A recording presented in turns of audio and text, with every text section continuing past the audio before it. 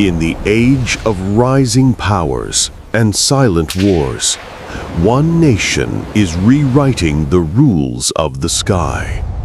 From the deserts of Nevada to the laboratories of Lockheed Martin, a new kind of Air Force is being forged. One that promises not just defense, but domination. This is Trump's ultimate Air Force. A vision of unmatched power, engineered for global supremacy. And as the world watches, from Moscow to Beijing to Brussels, a new chapter in military history begins. When Donald Trump first declared his mission to make America great again, few imagined that vision would extend to the most advanced military rearmament since the Cold War. Behind the headlines and political drama, deep within America's defense corridors, a silent revolution began. A rebuilding of the U.S. Air Force, not just for deterrence, but for dominance. From stealth bombers that vanish into radar shadows, to AI drones capable of autonomous strike missions, to hypersonic missiles traveling faster than Mach 10, Trump's defense vision aimed to ensure one truth: that the skies above Earth would forever belong to America.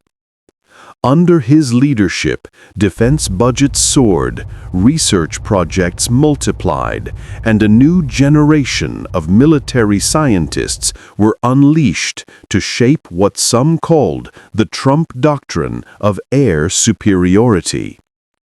The heart of this transformation lies in technology, the machines that define tomorrow's wars.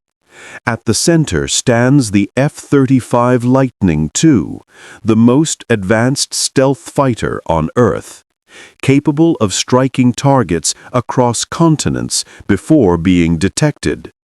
But under Trump's vision, even the F-35 was just the beginning. Behind closed doors, secretive projects like the B-21 Raider stealth bomber and NGAD Next Generation Air Dominance program were accelerated, combining quantum computing, artificial intelligence, and adaptive camouflage that bends light itself. The goal? To create aircraft that think, learn, and fight faster than human pilots ever could. A fleet so intelligent it can coordinate attacks, evade radar, and even engage enemy fighters without human intervention. And while America's allies admired and feared this leap forward, rivals like China and Russia raced to catch up. The arms race of the 21st century had begun. As America expanded its air dominance, the world took notice. In Beijing, strategists called it a direct threat to China's sovereignty.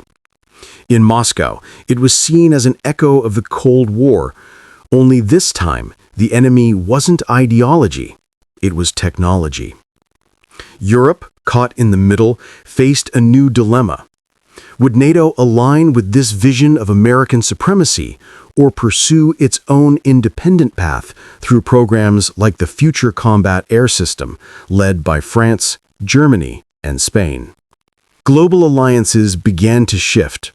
Trade wars, technology bans, and cyber conflicts all began orbiting around one reality: whoever rules the skies rules the world.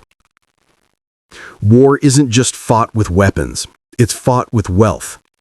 Under Trump's defense policies, the U.S. poured billions into its defense industry, revitalizing aerospace giants like Boeing, Lockheed Martin, and Northrop Grumman. Thousands of jobs were created, factories roared back to life, and America's military-industrial complex, once criticized, became a symbol of economic power and patriotism. But this resurgence came at a cost. Critics warned of spiraling budgets and global instability. Yet for supporters, this was the price of security, the cost of keeping America untouchable. Beyond fighter jets and bombers, the next battlefield isn't in the skies, it's in cyberspace and orbit. Trump's creation of the U.S. Space Force marked the birth of a new frontier of warfare. Satellites armed with defense systems, AI-driven surveillance capable of predicting attacks before they happen, and cyber weapons that can cripple entire nations without a single missile fired. This invisible war now defines the geopolitical landscape. Power is no longer just measured in aircraft or soldiers, but in data, code, and digital dominance. As the United States surges ahead, Russia and China push back. China's J-20 stealth fighter and Russia's Su-57 emerge as symbols of defiance. But even together, they struggle to match America's technological edge. Meanwhile, Europe, long dependent on American protection, begins questioning its role. Should Europe follow America's aggressive posture or build its own shield of independence? The answer may determine the next century of global politics. From the Arctic skies to the South China Sea, the new Cold War isn't about ideology. It's about innovation, resources, and survival. History tells us that every empire rises and every empire falls. Yet America's Air Force is designed to defy that destiny. Its doctrine is not just about weapons. It's about information, speed, and adaptability. Trump's legacy, whether praised or criticized, reignited a national belief in technological dominance, a belief that no adversary can challenge America's skies. But as AI grows and machines begin making life and death decisions, the moral questions deepen. Who controls the future of war? And at what cost does dominance come? Across Europe, whispers of unease grow louder. In Russia, the response is rearmament. In China, expansion in the Pacific intensifies. And yet through all this, America's shadow remains. The world has entered a delicate balance, where one wrong signal, one radar misread, could ignite a conflict unlike any seen before. The skies are no longer a frontier. They are a warning. In the end, Trump's ultimate Air Force isn't just about machines of war. It's a mirror of human ambition, our endless pursuit of control, security, and power.